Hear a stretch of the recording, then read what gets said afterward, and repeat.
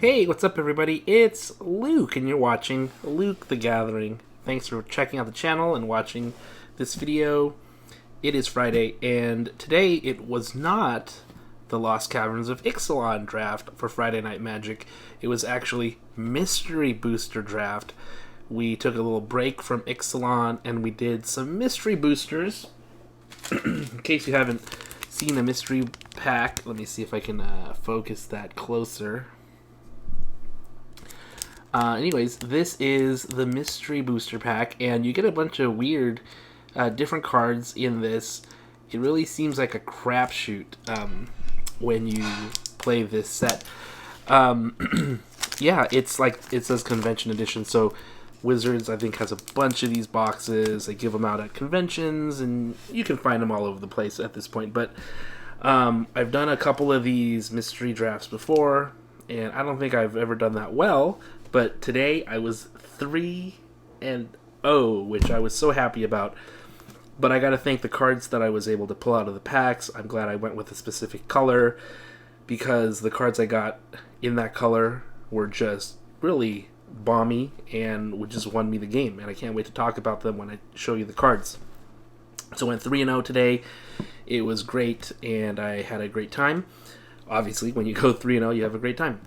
But pulled some nice cards, and then won some prize packs. Even a Pokemon, the guy gave me a Pokemon pack. I just told them to give me like whatever prizes they wanted. It's prize per win plus 1 for showing up. So, 3 wins and then 1 for showing up. And so we're gonna check these packs out at the very end, after we check out the deck and how I made it and what was in it. And the cool thing is you get stuff like this. These are like the test cards, which add a huge amount of variation to the deck building process and the fun of the entire experience, because some of them are really wild and wacky, and they can really change things quite a bit.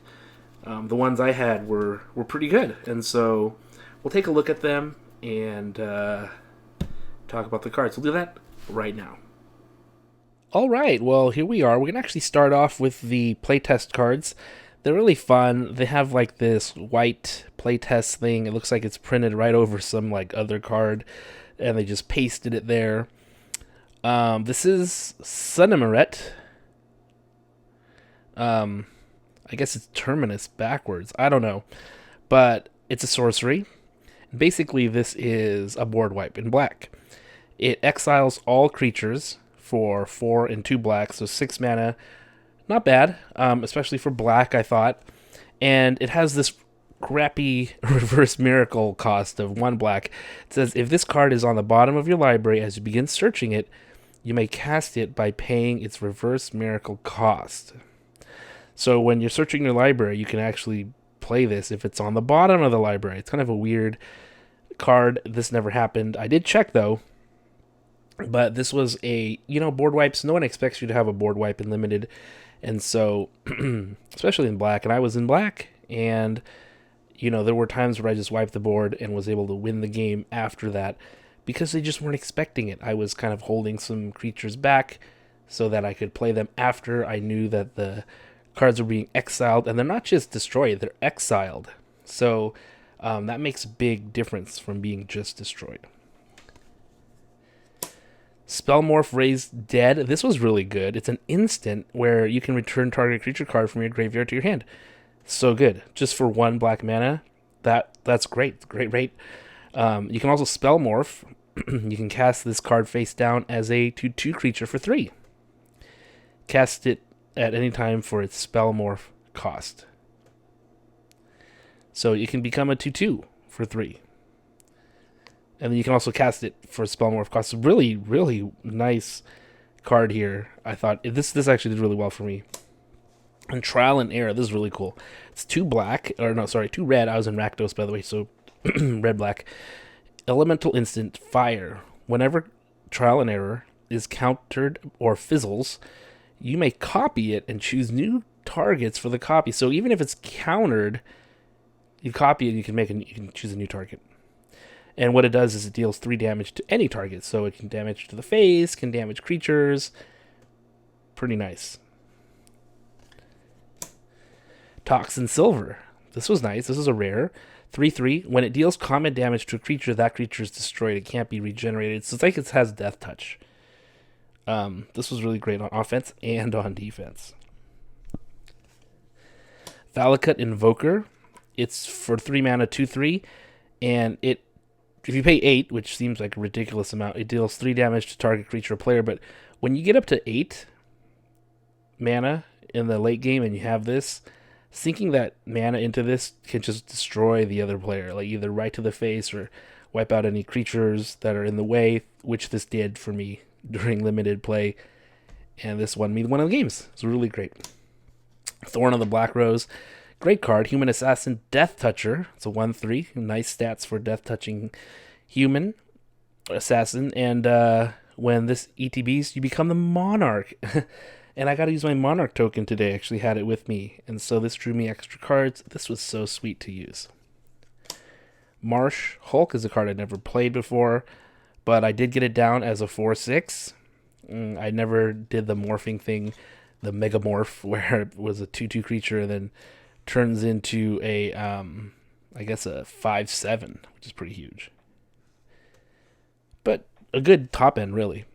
Tavern Swindler, I needed 2/2s, and I thought it'd be funny if I ever needed this pay a life thing. So it's kind of a joke that I put it in there, but actually this card performed well for its being a 2/2. A Crowan Sergeant, this was good. First strike 2/2, great. Yeah, if it hits, it has Renown 1, where if it doesn't have Renown already, you get a +1/+1 counter on it. So it becomes a 3/3 first striker. Pretty good stats in limited. Thought Vessel is a card I actually never played. I actually would maybe sub this out. It's one card I probably would have just switched out, but it was fine. This was in the initial deck, so that was okay. Bogart Brute is something I really liked. It's a 3/2 menace, and that menace made a huge difference in some of the games that I played. The menace ability making it have to be blocked by 2 things. A lot of times I saw things that were 1/1s, and so they'd have to block with both of their creatures, and they were mana dorks, and if they did that, it would screw them on their mana. Bogart Brute was awesome. Run Amok. Now, I specifically wanted some combat tricks because sometimes people don't expect them. They don't put them in the deck, and these can really turn the tide, especially these ones. It says target attacking creature gets +3/+3 and trample. So the damage still goes through. And +3/+3 is not a joke. It's pretty good. Bloat Ogre. This is cool, too. It's a 2/2 first striker, but if opponent was dealt damage this turn, it gets a +1/+1 counter on it. So you would attack, play this in main phase 2 to make it a 3/3. Goblin Balloon Brigade. This is just kind of a 1. I always like having at least 1/1 there. This can actually fly if you pay some mana, but this did work. I did have some nice cards that actually worked well with this to make this a pretty good threat. Bardas and Bats, also a really nice 3/1 flyer. 3/1 in the air is not a joke either. And I don't like the 1 toughness, but it did its job. Arrow Storm won me at least 2 of my 2 games in the matches. Deals 4 damage to target creature or player. So you can actually just hit them for 4 to the face. But if you can raid, and if you attacked with a creature this turn instead, the Arrow Storm deals 5 damage to creature player, and the damage can't be prevented. So 5 to the face will win the game. Pretty nice. And they were right at 5 in that particular game. Sorcery Speed. You just don't see cards like this that often, so I think it was a surprise, and it surprised my opponents. Lightning Talons, this is cool. It's an aura. A lot of times auras are crappy, but giving +3 and first strike, it's going to make that creature a real difficult problem to deal with. So Lightning Talons I thought was worth it as an enchantment aura. And you put that on the Balloon Brigade or the Bats, and the game can go pretty quick after that. Murder. I had a chance to pick up this or some Dark Ritual. I picked this up because this straight up just destroys the creature, and sometimes you need that. And I found that in this particular limited environment, I don't know how much removal there really was. So getting Murder was huge, and it did pay off because I used it quite often. Rush of Adrenaline is another combat trick that gives a little boost, less than the other one, but they still get trample. which is awesome. Just giving trample, I think, is just so good. And in red, too, so I love it. This card, oh my gosh, this was an all-star for me. Burnished Heart. So, this thing puts 2 basic land cards onto the battlefield. This guy, because I really need to get up to 6 mana in this deck, and because there's some cards after this that are mana intensive but are just straight up game winning cards. And Burnished Heart enabled me to get to the mana values I needed. It was great. I really owe it to this card for some of these wins. So getting this onto the field, sacrificing it, getting 2 more basic land cards right onto the battlefield was huge. And this is my all-star for sure. Not a big card compared to the ones that are coming up, but this card just made the hugest difference. Torment of Hailfire. Jeez. Repeat the following process X times. Each opponent loses 3 life unless they sacrifice a non-land permanent card or discards a card. Oftentimes I'd have 6 mana, and so they repeat this 4 times, and a lot of their board gets wiped out, their hand gets wiped out. They're just crippled after this goes off. And I pulled this off I think 3 times, in 3 different games, and you just can't. It's just so hard to recover from this card. So once I played it, I knew I could breathe a little easier because I was like, oh, their board is totally affected. It sucks to have this hit you. It really sucks.